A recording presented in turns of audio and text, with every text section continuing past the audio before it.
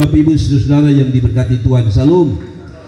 Saudara, tema di sore ini yaitu buktikan bahwa kita orang beriman. Di sore sebelum kita ambil perjamuan kudus, saya ingin bawa kita pada satu tema, yaitu buktikan bahwa kita orang beriman. Ada pertanyaan, saudara jawab untuk saya. Apakah Kristen itu menunjukkan orang beriman? Tidak. Kalau jawaban saya tidak. Tidak semua orang Kristen beriman. Peristiwa Sambo yang hari-hari ini sedang begitu maraknya, dia orang Kristen, istrinya Kristen, anak-anaknya Kristen, tapi terjadi pembunuhan. Nah, ini membuktikan bahwa kalau kita bilang kita orang beriman hanya karena beragama, maka kita bukan golongan orang beriman. Ada orang beragama tapi belum tentu beriman. Agama dan iman tidak bisa dibikin jadi satu, walaupun negara ini seolah-olah mau bikin kita jadi satu ya. Tapi lihat saudara-saudara, ada orang yang beriman lalu bom gereja. Orang beragama maksud lalu bom gereja dengan alasan itu iman mereka. Kalau begitu iman harus dipisahkan dengan agama. Ya, orang Kristen, saya mau bilang sama saudara, tidak jamin saudara beriman. Saya tanya saudara, apakah saudara dan saya beriman? Coba jawab. Apakah saudara beriman? Kok tidak beriman ya? Kalau saudara tidak beriman, saudara tidak datang ibadah. Apakah saudara beriman? Tapi maksudnya begini, ada banyak orang berkata, yes, Pak Pendeta saya beriman, itu sebabnya saya bergereja, saya cari Tuhan dan sebagainya. Oke, tetapi definisi iman itu harus kita luruskan. Orang beriman itu siapa sih? Apakah dia yang bernama Petrus? Kalau hanya nama Kristen, yang maksudnya ada nama yang identik dengan Kristen. Sekarang ada banyak orang nama Kristen tapi agamanya bukan Kristen. Ya, dulu yang namanya Alex, Markus, ya kan? Siapa lagi? Apa namanya? Yohanes, itu pasti Kristen. Tapi sekarang ada orang namanya Muhammad Markus. Nah, dulu yang namanya fam-fam orang timur itu, Matan, Kase, itu pasti Kristen, betul ya? Sekarang belum tentu ada Muhammad Kase. Kalau begitu, kekristenan tidak sedang bicara tentang agama. Kekristenan itu lebih pada keteladanan hidup. Bilang, kekristenan itu keteladanan hidup. Semua kekristenan adalah keteladanan hidup. Tapi sudahlah, mari kita bahas. Kalau kita bilang kita Kristen, kalau kita bilang maaf lebih tepatnya, kalau kita bilang kita orang beriman, apa alasan kita bahwa kita orang beriman? Kita begitu bangga bahwa kita orang beriman dengan menulis agama kita di KTP kita. Tapi apakah itu golongan orang beriman menurut Alkitab? Ibrani pasal yang ke-11 ayat yang ke-6, saya rubah ya. Ibrani pasal yang ke-11, perhatikan ayat ini bagus sekali. Kalau saudara orang beriman, minimal saudara punya 3 ciri ini. Tetapi tanpa iman, saudara lihat, tidak mungkin orang berkenan kepada Allah. Sebab barang siapa berpaling kepada Allah, dia harus percaya bahwa Allah ada, dan bahwa Allah memberi upah kepada orang-orang yang sungguh mencari dia. Mari kita lihat definisi iman. Apa itu iman? Supaya saudara tahu, sebelum kita bilang apakah saya golongan orang beriman, kita tahu dulu apa itu iman. Dari Ibrani pasal 11 ayat yang ke-1, ini kan ayat yang ke-6. Kita lihat ayat yang ke-1 sebentar.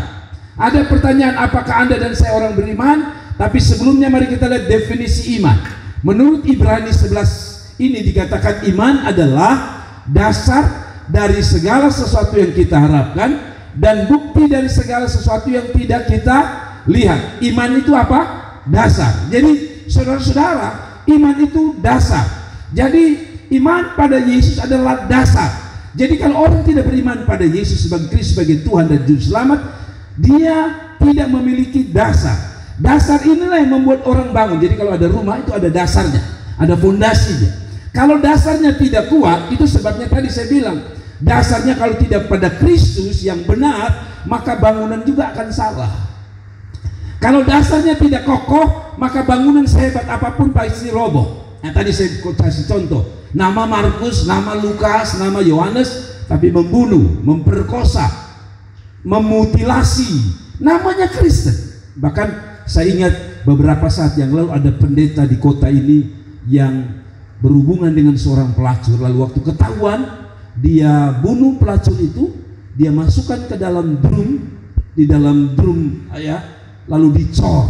Pendeta, apakah dia bukan orang beriman? Bagi saya dia bukan orang beriman. Dia hanya label Kristen, dia hanya label pendeta, tapi dia bukan orang beriman. Saudara setuju? Pendeta. Nah, kalau saudara baca hari-hari ini ada kasus pemerkosaan oleh seorang pendeta. Sudah 6, bahkan diperkirakan ada 30 orang yang diperkosa, 1 sudah ada anak. Dan kalau kita tarik betul itu data 30 orang, katanya bisa lebih banyak. Berarti sebulan dia memperkosa minimal 1 orang. Apakah dia orang beriman? Mungkin orang berkata, ya dia pendeta, pasti dia beriman. Tapi sekali lagi definisi iman ternyata kita keliru. Pendeta saja bisa melakukan hal yang jahat. Kalau begitu saya mau bawa kita, apa itu orang beriman? Tadi dia bilang iman adalah dasar. Jadi dasar kita Kristus. Maka yang kita bangun adalah pola-pola hidup Kristus. Betul ya? Yang kedua, dan bukti dari segala sesuatu yang kita tidak lihat. Iman itu percaya bahwa yang tidak ada itu sebenarnya ada. Tuhan kita tidak pernah lihat, tapi kita sadar bahwa Tuhan ada. Ada, amin. Nah, saya tidak akan bahas tentang arti iman lebih banyak, tapi saya lebih bahas tentang kalau Anda dan saya orang Kristen atau orang beriman, maka minimal Anda punya tiga ciri ini dari Ibrani pasal 11 ayat yang ke-6. Kalau saudara dan saya orang beriman, minimal saudara punya 3 ciri ini. Minimal saudara punya 3 ciri ini.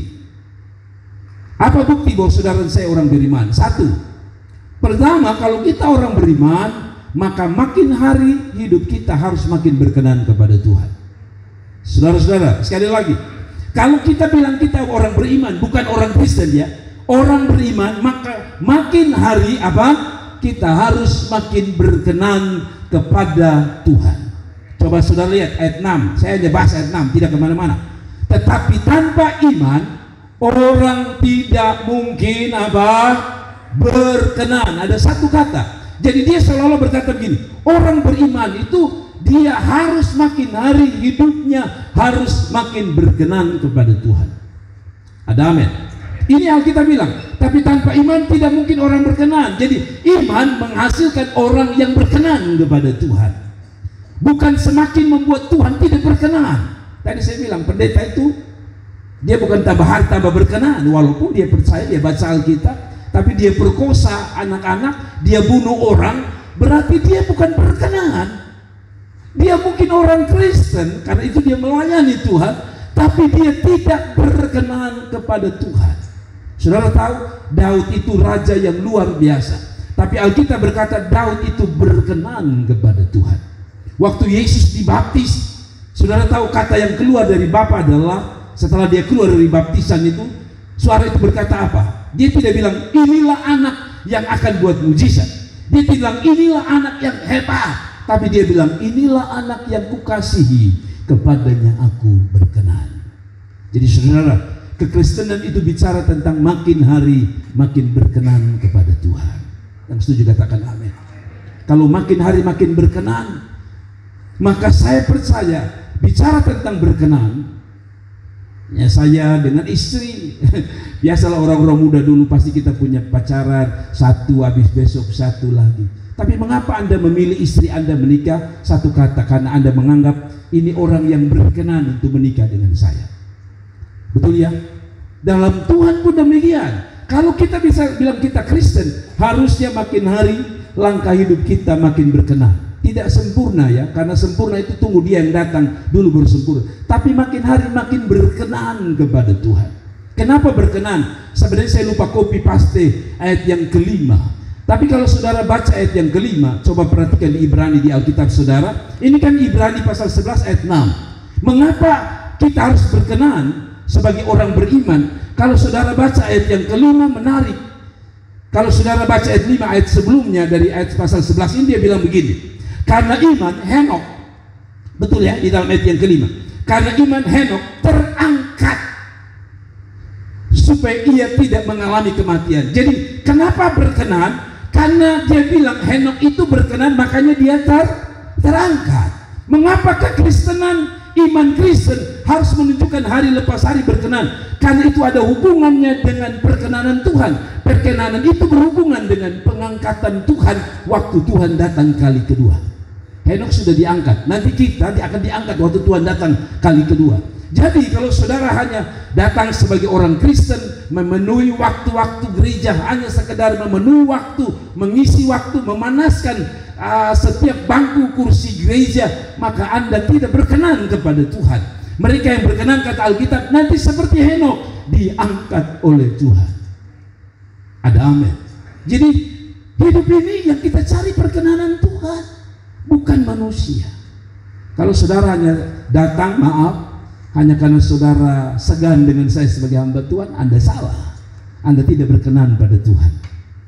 Kita datang cari Tuhan, kita datang beribadah, kita melayani Tuhan karena kita mau cari perkenanan Tuhan.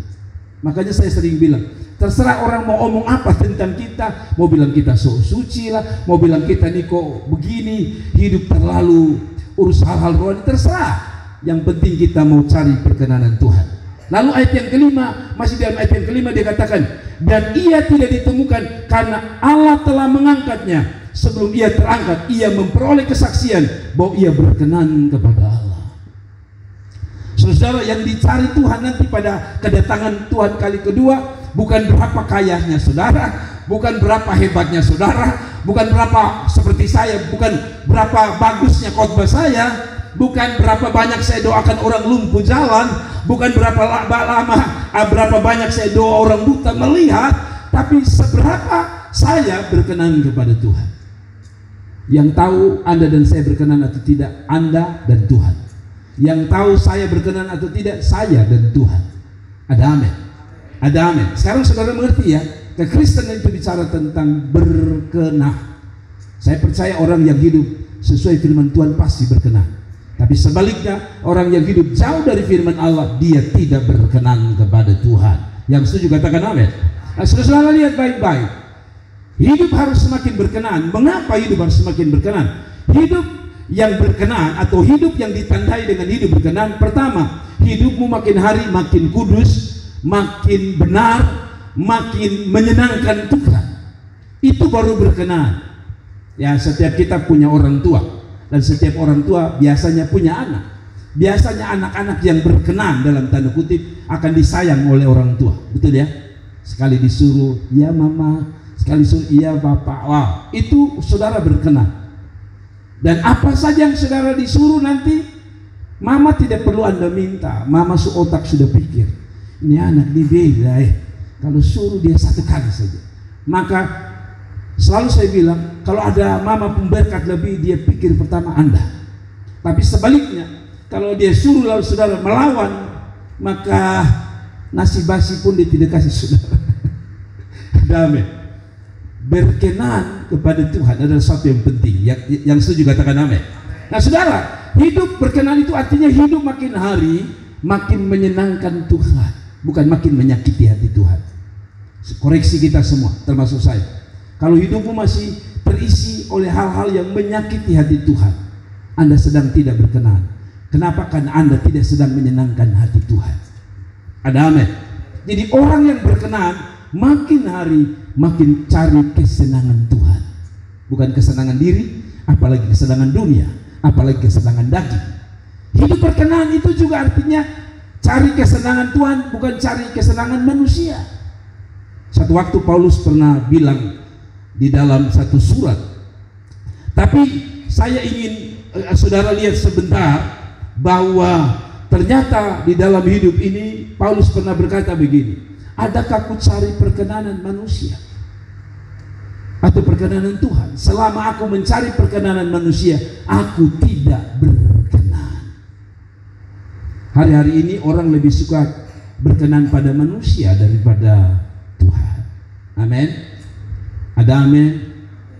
Pas jam ibadah, teman-teman bilang, potong piknik lebih enak. Saya tanya saudara, saudara mau kasih senang teman atau kasih senang Tuhan? Orang yang berkenan pasti kasih senang Tuhan. Amin. Makin hari makin berkenan kepada Tuhan. Manusia tidak lihat, tapi Tuhan lihat. Manusia tidak tahu, tapi Tuhan tahu. Amin. Jadi itulah bukti pertama. Bukti pertama bahwa kita orang beriman adalah hidup kita makin hari makin berkenan kepada Tuhan. Saudara-saudara, Galatia 1 ayat 10 bilang begini. Jadi bagaimana sekarang? Ini Paulus bilang, adakah ku cari kesukaan manusia atau kesukaan Allah? Adakah ku coba berkenan kepada manusia? Sekiranya aku masih mau mencoba berkenan kepada manusia, maka aku bukanlah hamba Kristus. Amin. Saya ketemu ada orang yang pernah gereja di sini. Saya lewat satu tempat, saya pikir dia tidak hafal mobil saya. Dia lagi main kartu, lagi isaloko. Tahu isaloko Lagi tarik. Lalu mobil saya lewat, dia taruh rokoknya. Saya putar tempat lain, saya balik. Saya balik, saudara, dia berdiri menghadap mobil saya. Saya pikir dia tidak tahu, dia hormat saya begini. Berarti dia tahu mobil saya.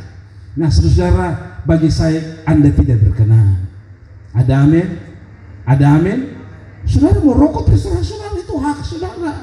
Tetapi begini, kalau saudara hanya lihat mobil saya lalu saudara lepas rokok, mobil saya lewat rokok masuk mulut, Anda tidak berkenan kepada Tuhan. Ada amin? Berkenan artinya begini, Pak Pendeta lihat atau tidak, saya memilih berkenan kepada Tuhan. Mama mau lihat atau Bapak mau lihat atau tidak, saya harus berkenan kepada Tuhan. Ada amin? Di kamar orang lihat atau tidak, saya harus berkenan kepada Tuhan. Perhatikan tontonan saudara, itu menunjukkan perkenanan saudara. Kalau saudara yang saudara nonton adalah hal-hal jahat, hal-hal pornografi, Anda tidak berkenan kepada Tuhan. Kelihatannya mungkin saudara berkenan di hadapan manusia, tapi Anda tidak berkenan di hadapan Tuhan. Kalau itu yang terjadi, jangan marah kalau Tuhan datang, Tuhan bilang, aku tidak mengenal kamu.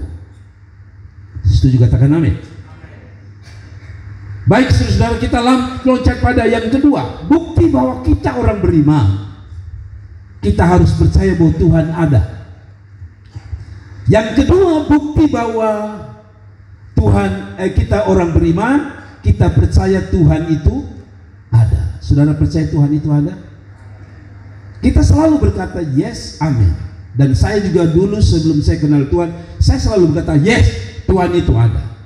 Tapi secara langsung kita memang tidak mengakui bahwa Tuhan tidak ada. Tetapi lebih banyak secara tidak langsung kita mengatakan Tuhan tidak ada. Nah, ini menarik, saudara dengar baik-baik.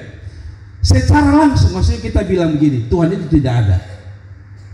Terbukti kita gereja, kita tahu Tuhan ada. Tetapi dalam perjalanan hidup kita, dalam teori hidup kita, sebenarnya kita sedang menunjukkan Tuhan tidak ada. Bagaimana tuh Pak Pendeta? Nanti saya jelaskan. Tapi mari dulu, ciri khas orang beriman adalah yakin bahwa Tuhan ada. Mengapa kita harus pelajari poin yang kedua ini? Coba kita lihat ulang lagi ayat ini. Tanpa iman tidak mungkin orang berkenan kepada Allah, sebab barang siapa berpaling kepada Allah, ia harus percaya bahwa, saya tebalkan itu, Allah ada, Tuhan ada. Jadi kalau orang bilang dia beriman, dia harus tahu Tuhan ada. Tuhan ada, keberadaannya ada, begitu ya. Tuhan ada. Nah, apa maksud saya bawa kepada saudara? Begini saudara. Sekali lagi saya tanya, Tuhan ada? Tuhan ada? Oke, kita setuju Tuhan ada ya. Kalau begitu, sekarang saya tanya saudara, buktikan bahwa Tuhan ada. Kalau kita orang Kristen enak, kita bilang Tuhan ada. Di mana Tuhan ada? Saya tahu dia ada di samping saya, gitu. Tapi kalau saudara bicara dengan orang ateis, dia akan berkata, buktikan Tuhan ada. Saya tanya saudara, Tuhan ada? Masihkah percaya Tuhan ada? Kalau Tuhan ada, bilang sama Tuhan, colek beta, colek Tuhan, colek Tuhan. Tidak, saya tidak merasa Tuhan colek saya, tapi saya masih meyakini Tuhan ada. Ada satu video lucu, saya lihat di mana begitu, ada satu orang bule bilang, kalau Tuhan itu ada, hitungan ketiga halilintar berbunyi, 1, 2, 3. Lalu dia bilang, sekarang. Pada waktu dia bilang, sekarang halilintar berbunyi, lalu dia berkata, wah ternyata Tuhan ada. Tapi maksudnya begini maksudnya. Teori ini kelihatan sederhana, tapi harus kita bisa jawab tantangan iman ini. Betulkah Tuhan ada? Jadi begini, saya coba bawa ilustrasi. Jadi satu waktu ada seorang ateis datang ke tukang cukur rambut. Dan seorang ateis itu seperti kita, memiliki misi menghancurkan kekristenan, menghancurkan bahwa Tuhan tidak ada. Jadi dia datang ke satu salon atau satu tempat gunting rambut yang dia kenal, itu pemiliknya adalah Kristen, yang gunting juga orang Kristen. Lalu waktu dia gunting rambut, dia sedikit mencuci otak yang gunting rambut ini, yang dia tahu orang Kristen anak Tuhan. Waktu dia gunting rambut, si ateis bilang sama dia, "Kamu Kristen?" "Saya Kristen." "Kamu percaya Tuhan ada?" Lalu yang tukang gunting ini bilang, "Saya yakin Tuhan ada." Lalu ateis itu bilang begini, "Saya tidak yakin Tuhan ada." Sambil gunting-gunting, lalu yang tukang gunting ini berkata kepada dia, "Bagaimana mungkin Anda tidak percaya bahwa Tuhan ada?" Lalu dia ajak keluar, dia bilang, "Mari, kamu berhenti dulu cukur rambut saya, kita berdiri di buka pintu." Lalu tukang cukur itu berkata, "Lihat di luar sana," atau lebih tepat ateis berkata, kamu lihat di luar sana, kebetulan ada orang yang sedang melakukan kekerasan." Dia berkata, "Kalau Tuhan ada, kenapa Tuhan biarkan orang itu berbuat kekerasan kepada orang itu?" Lalu tiba-tiba ada orang mencuri. Dia lihat ada orang mencuri. Kalau Tuhan itu ada, kenapa Tuhan tidak cegah untuk tidak mencuri? Oke? Tukang cukur rambut ini berpikir, "Wow, saya kalah." Lalu kembali lagi dia mencukur kembali. Lalu dia ateis ini berkata, dia merasa menang. Dia berkata, "Sudah, kalau Tuhan itu ada, maka sesuatu tidak terjadi di luar sana." Tukang cukur potong-potong setengah di rambut belum jadi. Tukang cukur bilang begini, "Bapak, tukang cukur tidak ada." Ateis bilang, "Hah? Kenapa lu bilang tukang cukur?" "Ya, terbukti bahwa tukang cukur hanya bisa gunting setengah. Jadi setengah belum jadi, setengah surapi." Lalu tukang cukur berkata, "Bapak tidak percaya bahwa tukang cukur ada? Kalau Bapak tidak percaya, lihat, saya berhenti, tapi tukang cukur ada." Demikian dengan Tuhan. Nah, sebelum dia bawa ke situ, dia bilang, Bapak ada otak?" Maksudnya tukang cukur tanya kepada ateis, "Bapak punya otak?" "Punya." "Apakah otak Bapak terlihat?" "Tidak." "Apakah Bapak punya otak?" "Tidak ada." "Oh, jangan gitu, saya ada otak." "Ya, tidak semua yang tidak terlihat itu bukan tidak ada." Saya selalu bilang, listrik ini ada. Kalau Anda tidak percaya bahwa listrik ini ada, kabel telanjang Anda pegang. Anda tidak bisa lihat, tapi Anda bisa merasakan. Kalaupun Anda tidak bisa merasakan, Anda bisa merasakan apa itu kematian. Tuhan itu ada. Ada amin. Tuhan itu ada. Lalu terakhir dia berkata begini. Dia keluar lagi, dia balas lagi, si tukang cukur balas bilang begini, "Mari kita keluar lagi. Ada orang gila gondrong." Lalu sang tukang cukur bilang begini, "Tukang cukur tidak ada." Lalu sang ateis bilang, "Kau ini ada-ada, kan kamu ini tukang cukur, saya baru habis cukur dari kamu." Lalu tukang cukur berkata, "Tidak ada tukang cukur." Kamu ini ada-ada saja. Buktinya rambut saya sudah rapi, karena ada tukang cukur." Sekali lagi dia bilang, "Tukang cukur tidak ada, ateis." Tukang ateis marah dan berkata, "Kamu di depan biji mata saya." Lalu tukang cukur berkata, "Kalau tukang cukur itu ada, mengapa masih ada orang-orang gondrong di jalan?" Ateis makin bingung, betul juga ya. Lalu dia bilang, "Apa maksud kamu ngomong begitu, tukang cukur?" Dia bilang begini, "Sebenarnya bukan tukang cukur tidak ada, tapi orang gila yang ada di jalan sana itu, yang gondrong di sana, yang tak terurus rambutnya, dia yang tak pernah rindu datang ke tukang cukur. Tukang cukur itu ada, dianya yang tidak gila, makanya tidak datang cari saya." Lalu dia bilang, "Demikian Bapak, sebenarnya Tuhan ada, hanya Bapak gila tidak bisa datang pada Tuhan." Kasih tepuk tangan itu Tuhan. Ada begitu banyak orang gila yang berkata Tuhan tidak ada, tapi dia bisa merasakannya. Kalau dia masih bernafas, kita yakin karena Tuhan. Kalau kita masih ada, kita yakin karena Tuhan. Tapi bukan itu alasan saya, karena alasan ini pun bisa dibantah oleh orang-orang di luar sana. Mari kita baca ayatnya sekali lagi. Kalau kita percaya Tuhan ada, dikatakan iya, kita harus percaya bahwa Allah ada. Saya tanya lagi saudara, kalau ateis mengatakan Tuhan itu tidak ada, saya tanya saudara sekali lagi, apakah Tuhan ada? Apakah Tuhan ada? Dari mana Anda tahu bahwa Tuhan ada? Dari mana Anda tahu bahwa Tuhan ada? Begini maksud saya begini. Tadi saya bilang, saya bermain kata. Orang seling berkata bahwa Tuhan itu ada.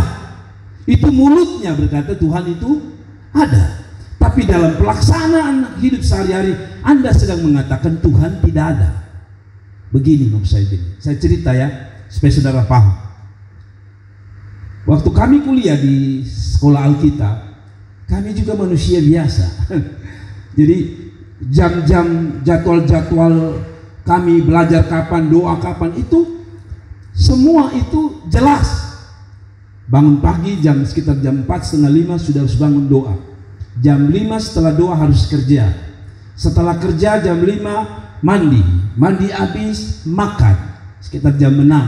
Jam 6 makan, lalu mandi untuk kuliah lagi, lalu kuliah dan seterusnya.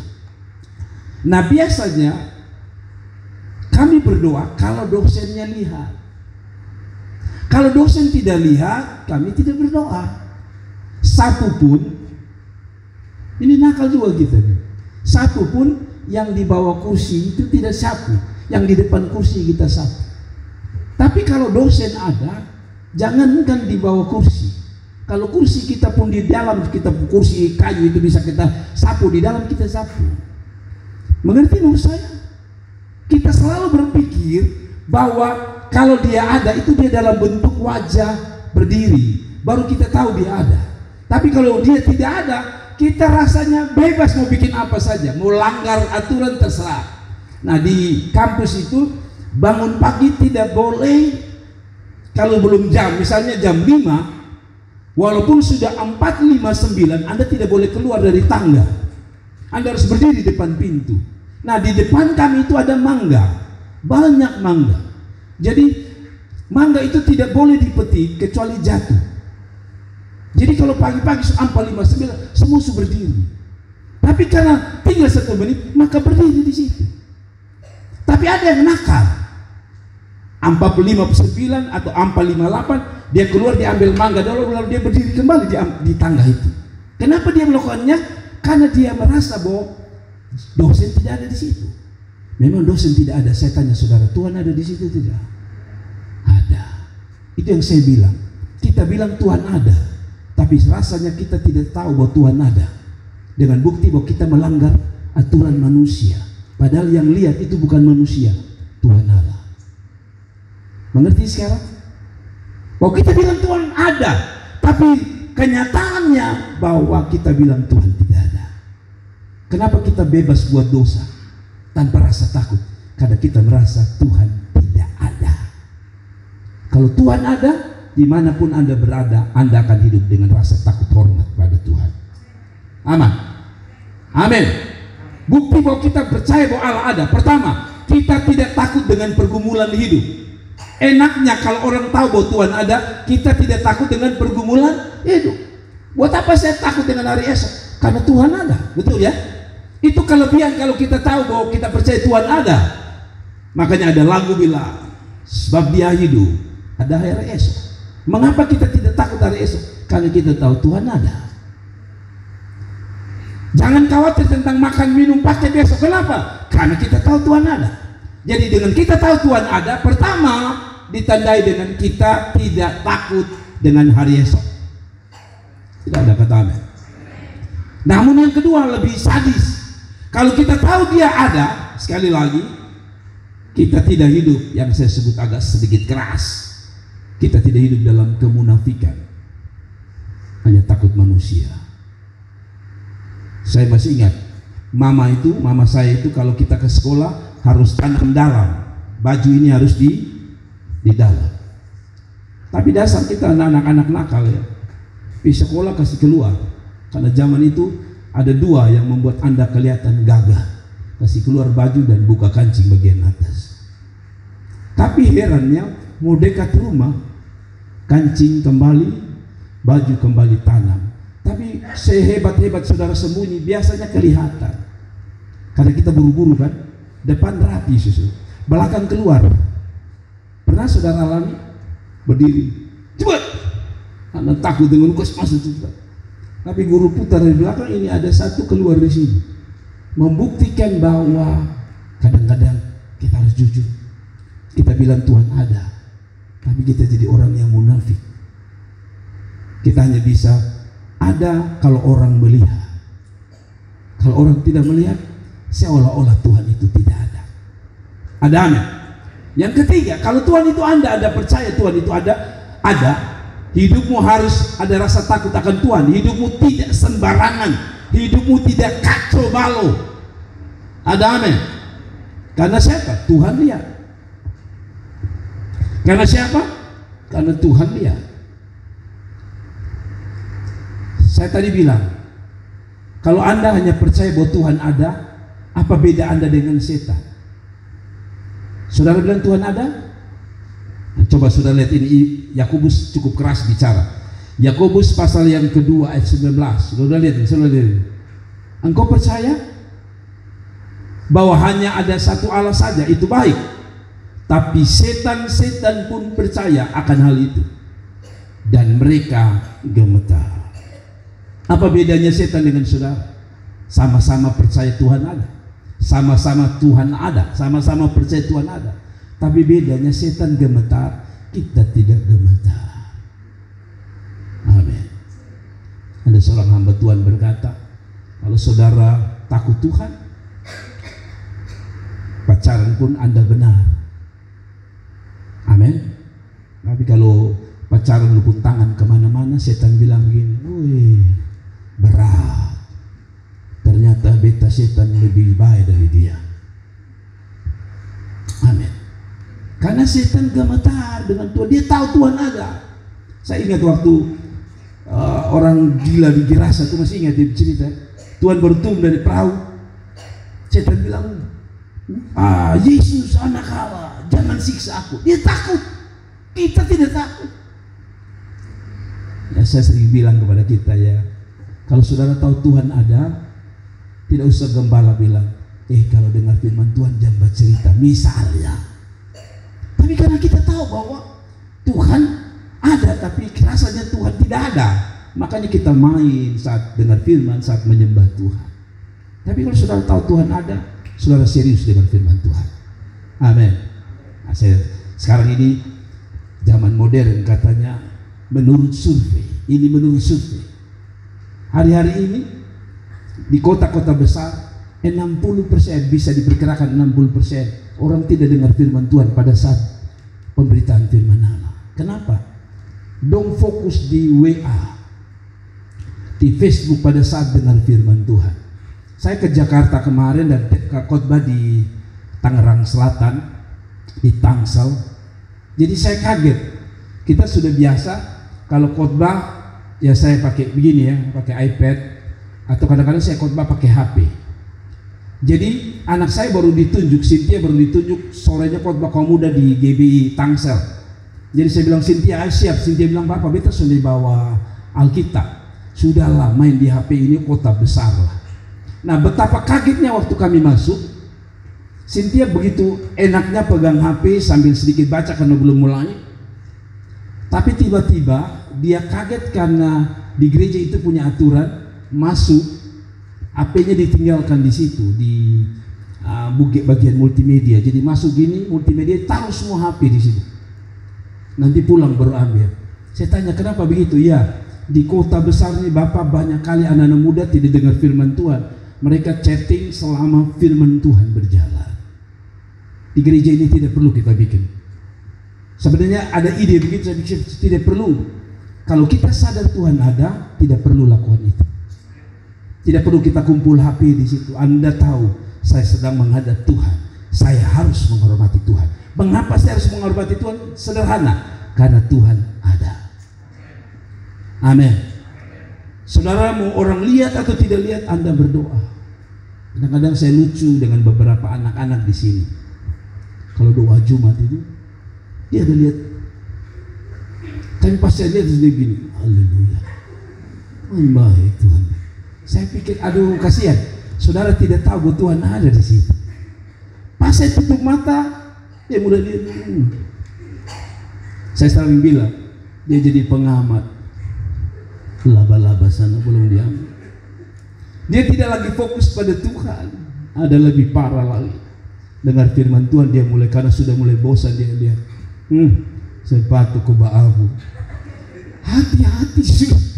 Hidup kita ini bukan itu. Ada amin. Kita tahu Tuhan ada. Amin. Frek dia pun sepatu mau abu ke apa? Saya dengan Tuhan. Ada amin. Saya duduk dengan seseorang makan beberapa malam lalu betapa kaget saya dengar seseorang berkata begini, Papa, kenapa ada orang yang diangkat jadi pelayan Injil, padahal saya tahu saya di rumah itu dia tidak jadi berkat bagiannya. Saya bilang, oh begitu ya. Nah ini yang membuktikan kalau kita tahu Tuhan ada, kita pasti hidup makin berkenan. Yang kedua, kita makin takut Tuhan. Amin. Amin. Jadi saya berharap kita makin hari makin berkenan dan makin takut Tuhan, bukan takut manusia. Kalau takut manusia itu sementara sifatnya. Ada amin. Pernah satu cerita dalam Keluaran pasal 3 ayat 5, coba saudara lihat ini. Keluaran pasal 3 ayat 5.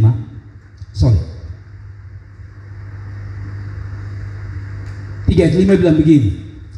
Ini peristiwa di mana Musa waktu itu lari dari Mesir sampai di atas gunung. Tuhan jumpa dengan dia melakukan mujizat kecil, yang saya sebut mujizat kecil, yaitu ada belukar yang menyala tapi tidak terbakar.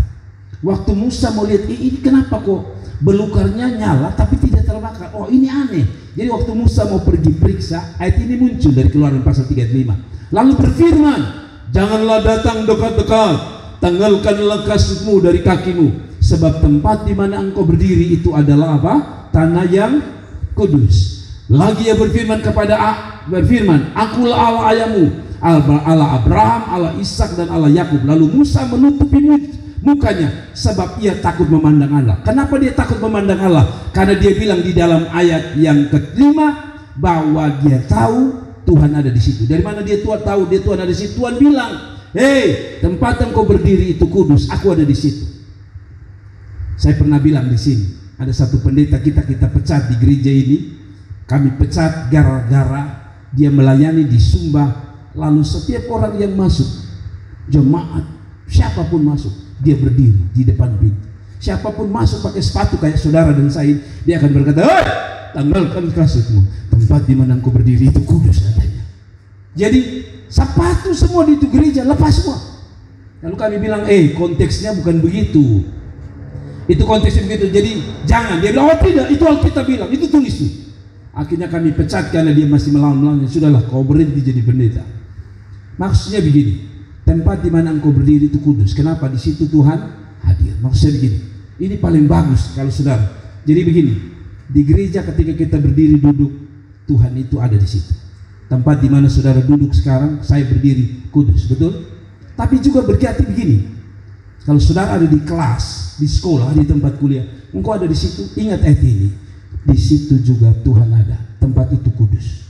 Artinya tidak boleh main-main juga di situ. Lalu saudara ada di dalam kegelapan, pacaran di gelap-gelap. Ingat, Tuhan bilang apa? Tempat di mana engkau ada juga kudus. Di gelap yang tidak terlihat pun itu kudus. Itu maksudnya. Kenapa? Karena kita tahu Tuhan ada di mana-mana. Kalau kita mengerti konsep ini, maka tidak ada orang yang hidup dengan sembarang. Kalau kita tahu Tuhan itu ada. Ada amin. Saudara mengerti ya? Saudara mengerti ya? Jadi kalau saudara lihat Yakobus pasal 2 ayat 19, ayat 26 maksud saya. Sebab seperti, kalau saudara lihat ini lebih jelas lagi, dia katakan gini, Saya baca, sebab seperti tubuh tanpa roh adalah mati, demikian jugalah iman tanpa perbuatan adalah mati. Kita poin terakhir dan kita mau berdoa. Yang ketiga, bukti bahwa kita orang beriman adalah ini: kita pasti suka cari Tuhan. Orang bilang dia beriman, tapi kalau dia tidak suka cari Tuhan, Anda bukan golongan orang beriman. Bukan saya yang bilang, Ibrani pasal 11 ayat 6 yang bilang. Mari kita lihat. Jadi ciri terakhir dari ciri di dalam definisi orang beriman menurut Ibrani pasal 11 ayat 6, yang terakhir dia bilang begini: dan bahwa Allah memberi upah kepada orang-orang atau orang yang sungguh-sungguh mencari Dia. Ayat ini tidak boleh lepas dari ayat 6 awal, tetapi tanpa iman berarti ini bicara tentang orang beriman. Kalau kamu bilang kamu beriman, hatimu harus ada rasa rindu untuk cari Tuhan. Tidak ada kata amin. Jadi kita tidak bisa bilang kita orang beriman, tapi kita tidak rindu untuk mencari Tuhan. Ada amin.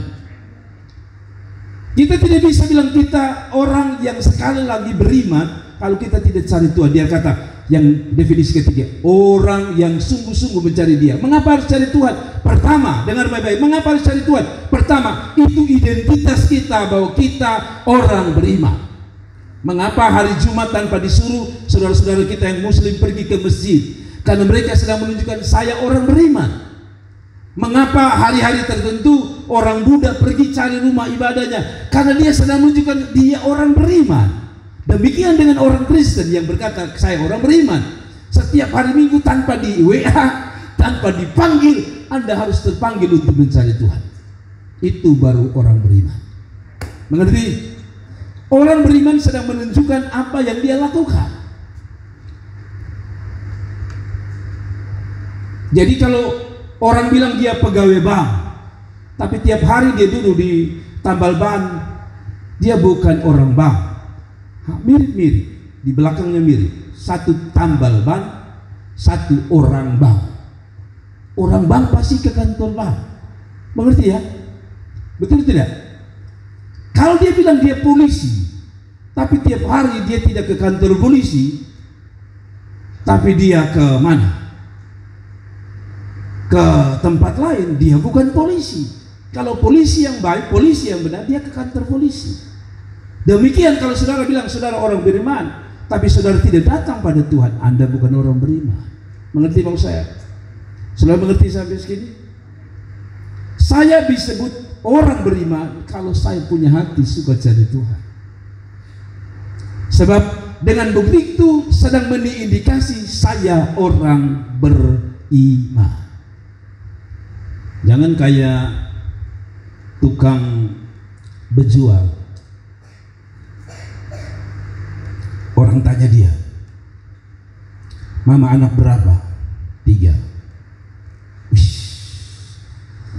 Mama kerja, anak-anak kerja apa? Puji Tuhan, 1 di Bank Mandiri, 1 di Bank Mandiri. Padahal mamanya itu pakaian-pakaian compang-camping. 1 di mana lagi mama? 1 di PLN. 1 di mana? 1 di gubernur. Wih, kenapa mama masih pakai pakaian compang-camping? Ya tuh, tidak apa-apa tuh. Kok katanya 1 di gubernur, 1 di Bank Mandiri, 1 di mana lagi? PLN. Itu kan gaji-gaji besar semua itu. Kenapa mama masih? Oh salah. Mereka juga jual es seperti saya.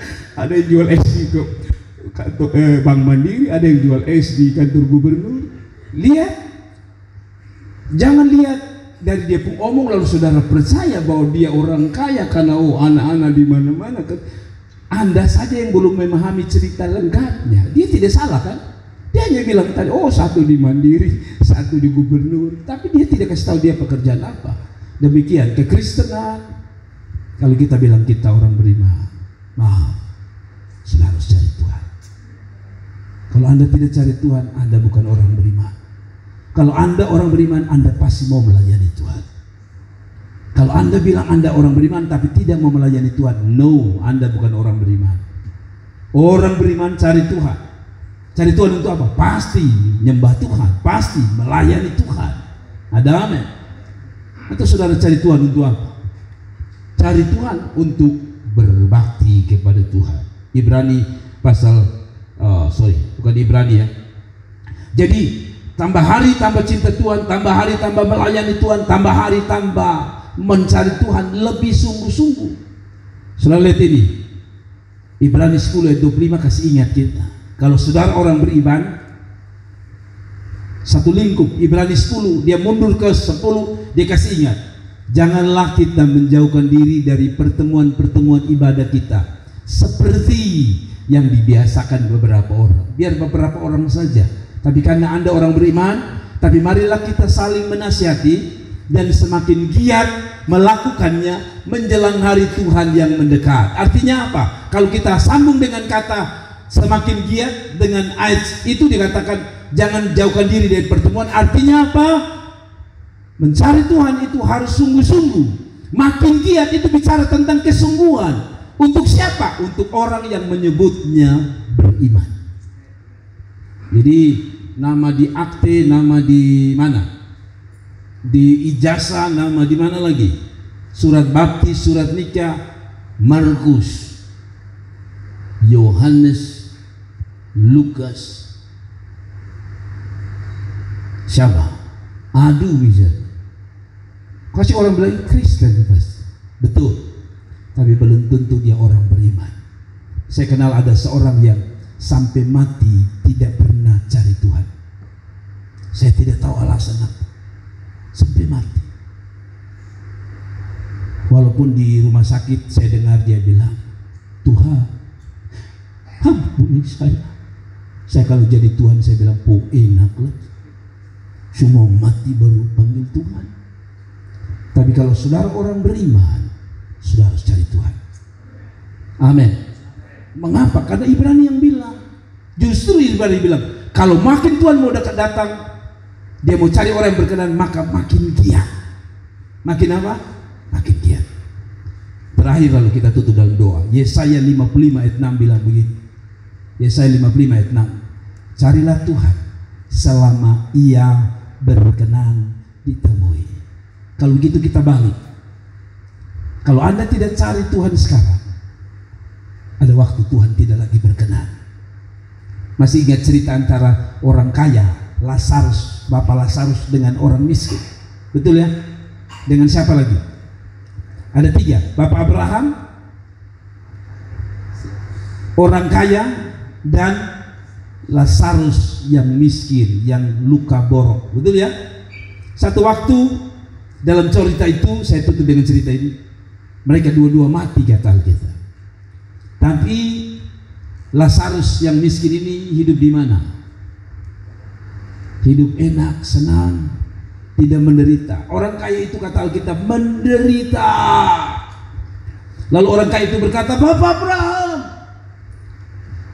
enak sekali ya itu orang miskin Lazarus itu duduk di pangkuanmu.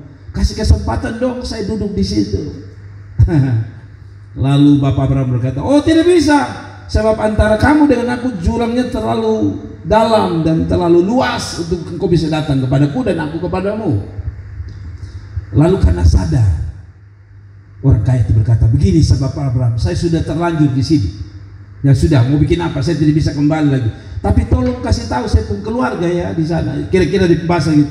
Kasih tahu mereka supaya mereka jangan datang ke sini. Bapak Abraham dengan begitu sedih mengatakan begini. Percuma juga kalau saya suruh malaikat turun omong dengdong juga, tapi dia kepala batu seperti engkau juga, dia juga tidak bisa datang ke sini. Malam ini Tuhan bicara, kita orang beriman. Kalau kita tidak mau terhilang nanti hanya karena kita disebut Kristen, kan betul tuh Matius 7 ayat 21 3 bilang apa? Pada akhir zaman orang akan berkata, saya yang bernubuat, saya yang menyanyi, saya yang main gitar, saya yang khotbah mungkin seperti saya. Tapi dia bilang, aku tidak kenal kamu. Kenapa? Karena mungkin kita hanya orang Kristen, tapi kita bukan orang beriman. Orang beriman ditandai dengan cepat. 3, 1, hidupnya makin hari makin berkenan. 2, hidupnya percaya Tuhan ada. Kalau Tuhan ada, dia tahu Tuhan lihat. Kalau Tuhan lihat, dia tahu pergumulannya pasti ditolong Tuhan. Tapi yang lebih parah, dia tahu Tuhan lihat. Karena itu tidak ada satu secuil dosa kecil pun yang kau bisa sembunyikan. Yang kedua, yang terakhir, kalau kita percaya Tuhan ada, kita cari Tuhan. Kalau kita tidak cari Tuhan, kita sedang membohongi diri kita bahwa kita orang beriman. Tuhan memberkati. Mari kita bangkit berdiri dan kita akan berdoa bersama-sama. Mari saudara.